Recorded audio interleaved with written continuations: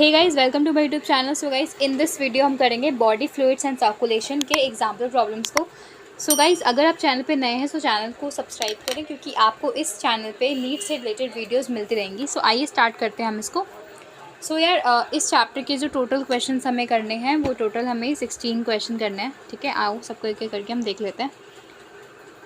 So first question देखो, Which of the following cells does not exhibit phagocytotic activity? अब इनमें से कौन सा ऐसा सेल है जिसपे फैगोसाइटिक एक्टिविटी नहीं होती? मोनोसाइट, न्यूट्रोफिल, बेसोफिल या मैक्रोफेज? सो हमारा जो होता है बेसोफिल पे फैगोसाइटोटिक कैविटी नहीं होती, फैगोसाइटोटिक एक्टिविटी को परफॉर्म नहीं करता। ठीक है, आगे देखो question number second. One of the common symptoms observed in people infected with dengue fever is.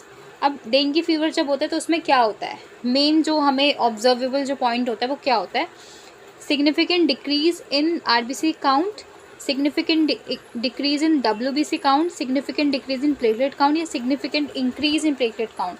तो आपने लोगों को बोलते हुए भी सुना होगा कि प्लेटलेट गिर जाती है ना। जब मेरी डेंगू फीवर जब होता है तो प्लेटलेट गिर जाती है।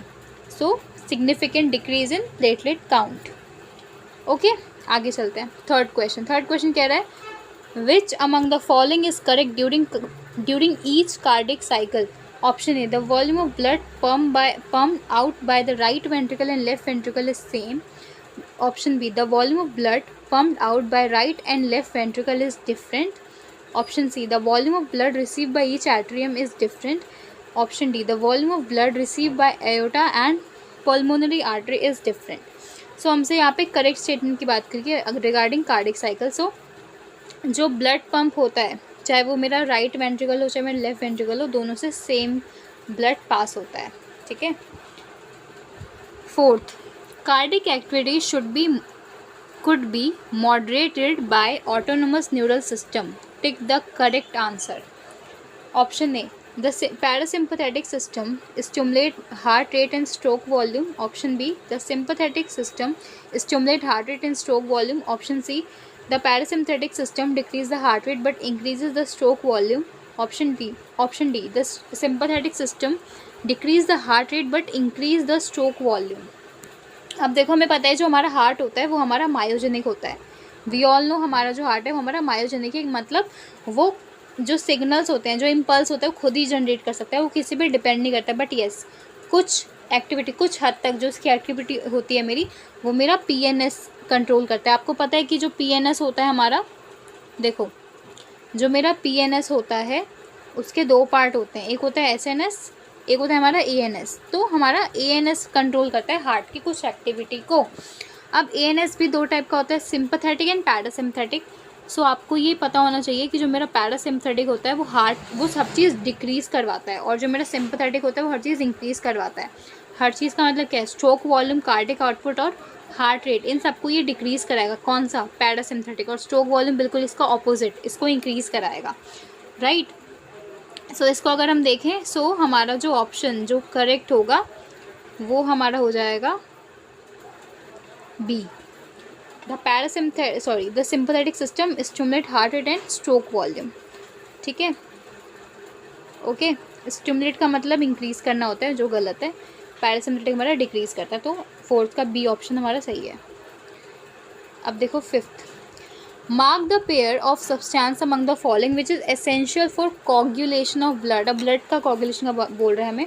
Heparin, calcium ion. Option B calcium ion, platelet factor. Option C oxalate and citrates. Option D platelet factor, heparin. अब देखो हेपेरिन जहाँ पे वो तो गलत हो गया, क्योंकि हमसे यहाँ पे कोगुलेशन की बात करिए। हमें पता है जो हेपेरिन होता है वो हमारा एंटी कोगुलेंट है, ये कोगुलेशन होने ही नहीं देगा। सो जितने भी हेपेरिन वाले ऑप्शन है वो तो हमारे गए। ठीक है। सो ऑप्शन बी और सी में से बचा। सो हमारा जो कैल्शियम आयन होता है उसका बहुत इंपॉर्टेंट रोल होता है ना। एंड प्लेटलेट का भी बहुत ज़्यादा इंपॉर्टेंट रोल होता है किसमें? कोगुलेशन में। So option B is the right answer.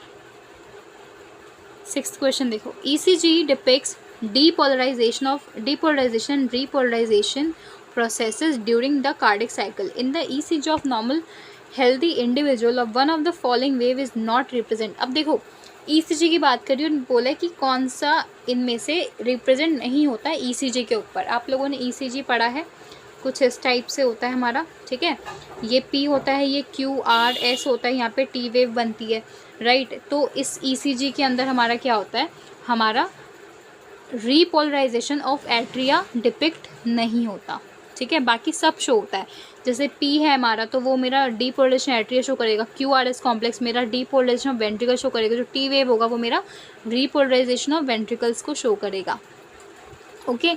यहाँ पे कोई ECG में कोई रीपोलराइजेशन ऑफ एट्रिया की कोई वेव नहीं दिखती हमें, वही पूछा है कि इसकी वेव नहीं दिखती, सो रीपोलराइजेशन ऑफ एट्रिया की नहीं दिखती, okay. 7th, which one of the following type of cell lack nucleus in humans. ये क्वेश्चन हमने पहले भी करा है, आई थिंक जो हमने सेल चैप्टर करा था उसके अंदर हमने करा था, जिसमें सीफ ट्यूब्स और इरेथ्रोसाइट का था, राइट। सो इरेथ्रोसाइट हमारा आंसर है, इरेथ्रोसाइट में न्यूक्लियस नहीं होता, right.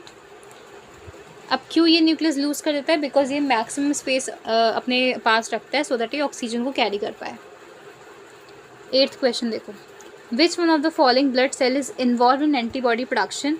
Option A B lymphocyte, option B T lymphocyte, option C RBC neutrophil. So आपको पता होना चाहिए एंटीबॉडी प्रोडक्शन के लिए वी नीड बी लिम्फोसाइट। जो टी लिम्फोसाइट होता है वो डायरेक्टली इन्वॉल्व नहीं होता, वो बी लिम्फोसाइट की हेल्प करता है किसमें, एंटीबॉडी प्रोडक्शन में।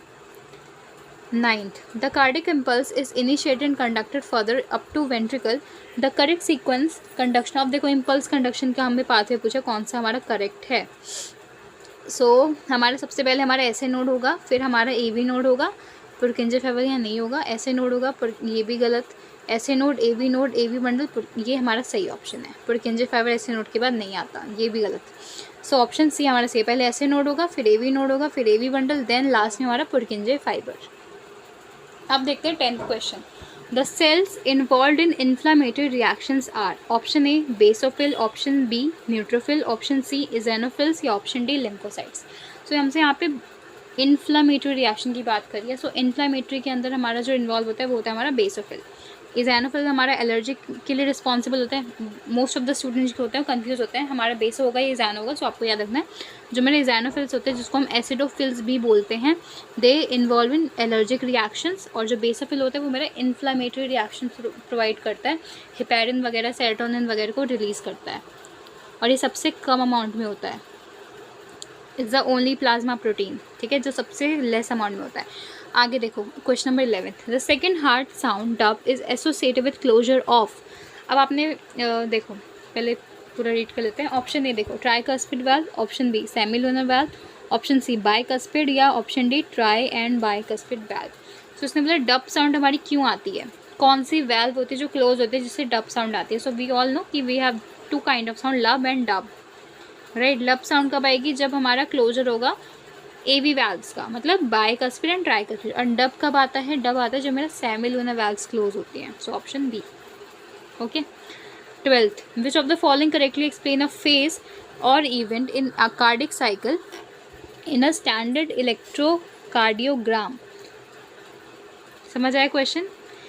अब देखो ऑप्शन, देखो option A QRS complex indicate atrial contraction, option B QRS complex indicate ventricular contraction, option C time between S and T represent atrial systole, option D P wave indicate beginning of ventricular. गलत, और ये भी गलत। क्यों गलत, QRS complex हमारे atrial नहीं करता, वेंट्रिकुलर को शो करता है।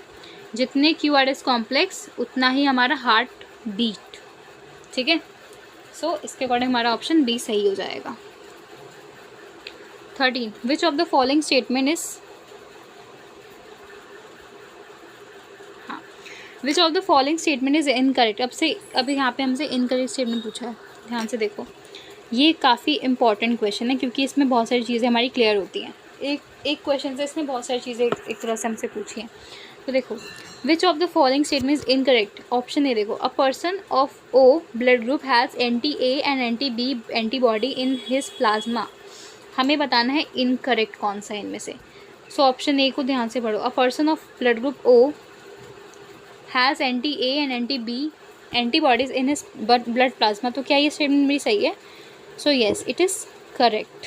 ओके, मैंने इस वीडियो से पहले मैंने एक ब्लड ग्रुप का सेपरेट वीडियो बना रखा है, अगर आपने वो नहीं देखा तो मैं आपको अभी आई बटन में लिंक दे दूँगी, आप वहाँ से उसको देख लेना। ओके चलो आगे, ये स्टेटमेंट मेरा सही है बिल्कुल। ऑप्शन बी देखो, ऑप्शन बी देखो, a person of blood group can't donate to a person of A blood group. So यार ये ऑप्शन भी हमारा सही है, क्योंकि जो ब्लड ग्रुप बी वाला जो पर्सन होगा, ब्लड ग्रुप बी, इसके एंटीजन उसका बी होगा, इसके प्लाज्मा में हमारा एंटी ए होगा।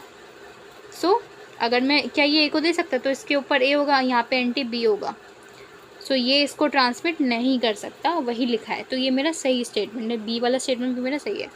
ऑप्शन सी देखो, blood group is designated on the basis of the presence of antibodies in the blood plasma. So ये मेरा गलत है। तो यही अपना ऑप्शन है, क्योंकि हमें इंटरव्यू बताना था एंटीबॉडी डिसाइड नहीं करता है, एंटीजन से डिसाइड होता है। ओके, ऑप्शन डी भी देख लेते हैं। A person of A B blood group is universal recipient. Yes it is true. Universal recipient हमारा ए बी पॉजिटिव होता है और यूनिवर्सल डोनर हमारा ओ नेगेटिव होता है। क्लियर, ये भी मैंने वीडियो के अंदर बता रखा है, जो मैंने इससे पहले एक वीडियो बनाया था ब्लड ग्रुप्स के ऊपर, वो आप जाकर देख सकते हो, मैं आपको लिंक दे दूँगी उसका, ठीक है।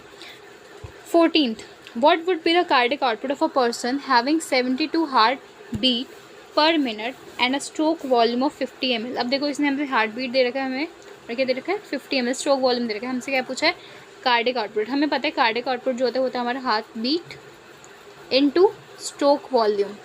अब इसके अकॉर्डिंग हम निकालेंगे, सो 50 इंटू 72 करेंगे, सो हमारा कितना बनेगा 72 इंटू 5 3600, हमारा 36 आ जाएगा। बी ऑप्शन हमारा सही हो जाएगा, ठीक है। तो 14th का बी हमारा सही है।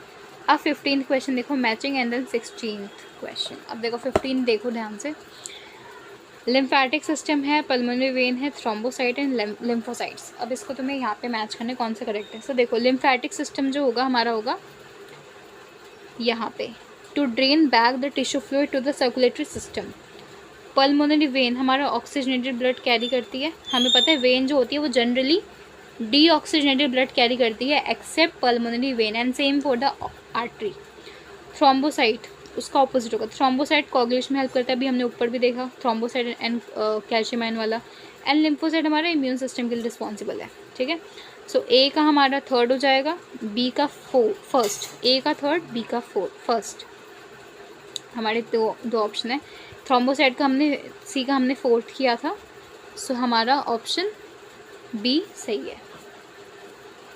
अब last question, read the following. ये भी बहुत इंपॉर्टेंट क्वेश्चन है, ये असर्शन रीजन में पूछ सकता है, हालांकि ये कम्प्लीटली असर्शन रीजन मैं नहीं बोलूँगी इसको, ठीक है। देख लेते हैं। Statement 1, atria receive blood from all part of body which subsequently flow to ventricles. अब statement 2, action potential gradient generated at sinoatrial node passes from atria to ventricle. अब देखो स्टेटमेंट 1 को एक बार समझो, एट्रिया रिसीव करते हैं blood from all the part of the body which subsequently flow to ventricles, ये सही बात है। Statement 2, action potential generated at sinoatrial passes from atria to ventricles, so ये भी मेरी ठीक बात है, बट हमें इसमें ये नहीं बताना कि कौन सी सही है कौन सी गलत है। स्टेटमेंट मेरी दोनों सही है, ये बताना कि कौन सी किस पे डिपेंड करती है, कौन सी किस पे डिपेंड नहीं करती।